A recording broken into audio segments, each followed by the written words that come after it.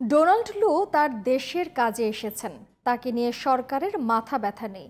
মঙ্গলবার সচিবালয়ে ব্রিফিংয়ে এসব কথা বলেন সড়ক পরিবহন ও সেতুমন্ত্রী ওবায়দুল কাদের। বলেন, তাদের ভিসা নীতি ও স্যাংশন সরকার কেয়ার করে না।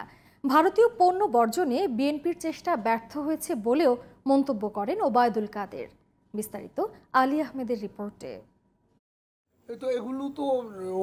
মঙ্গলবার সচিবালয়ে সমসাময়িক বিষয় নিয়ে ব্রিফ করেন আওয়ামী লীগ সাধারণ সম্পাদক ওবায়দুল কাদের। সেখানে বিভিন্ন বিষয়ে সাংবাদিকদের প্রশ্নের জবাব দেন তিনি বলেন, দেশে ভারতীয় বিভিন্ন পণ্য অপরিহার্য, তাই বিএনপির পণ্য বর্জনের মানসিকতা ভুল।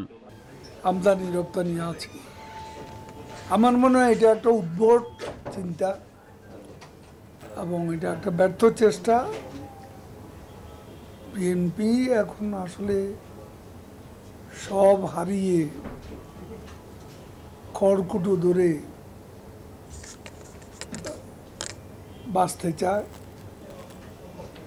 এটা খড়কুটো ধরে বাঁচার মতো, তাদের আসলে কোনো ইস্যু নেই।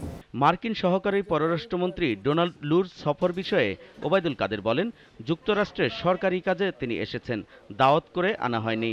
তিনি পররাষ্ট্রমন্ত্রীও না, একজন সহকারী পররাষ্ট্রমন্ত্রী, তাকে নিয়ে বাংলাদেশে তো মাতামতি করবে। তার প্রয়োজনে সে আসছে, তাদের এজেন্ডা আছে এখানে। সম্পর্ক যখন তাকে সম্পর্কের বিভিন্ন বিষয় নিয়ে আলাপ আলোচনা থাকে, তো সেটা তারা করতে আসছেন। আমরা দাওয়াত করে কাউকে আনছি, আমরা কোনো প্রকার স্যাংশন, ভিসা নীতি এগুলো আমরা কেয়ার করি।